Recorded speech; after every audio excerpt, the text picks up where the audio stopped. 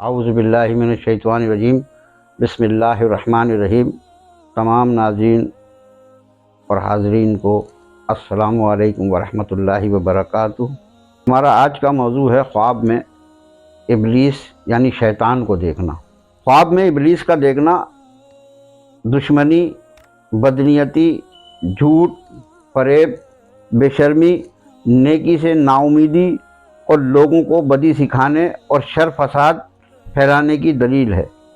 اگر خواب میں دیکھے کہ ابلیس سے اس کی لڑائی ہوئی ہے اور وہ جنگ میں ابلیس سے ہار گیا ہے تو دلیل ہے کہ اس کا صلاح اور خیر کی طرف ہے، اور اگر دیکھے کہ ابلیس اس پر غالب آ گیا ہے تو دلیل ہے کہ شر اور فساد کی راہ کی طرف مائل ہوگا، یعنی اس شر کو اور فساد کو پسند کرے گا۔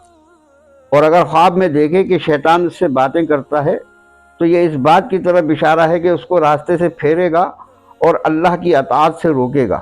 اگر دیکھے کہ ابلیس اس کو نصیحت کرتا ہے تو اس کو بھلی معلوم ہوتی ہے اور اس کی تمام باتیں اس کو بھلی معلوم ہوتی ہیں تو دلیل ہے کہ اس کے مال اور جسم کو نقصان پہنچے گا۔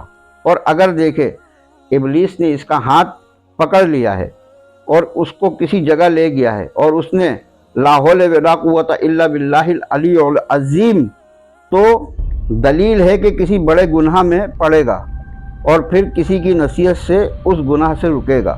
اور اگر دیکھے کہ اس نے ابلیس کی گردن میں طوق ڈال دیا ہے تینوں صلاح کو خوشی پہنچے گی۔ اور اگر دیکھے کہ ابلیس ضعیف اور عاجز ہے تو دلیل ہے کہ مصلح عالموں اور نیک لوگوں کو طاقت حاصل ہوگی۔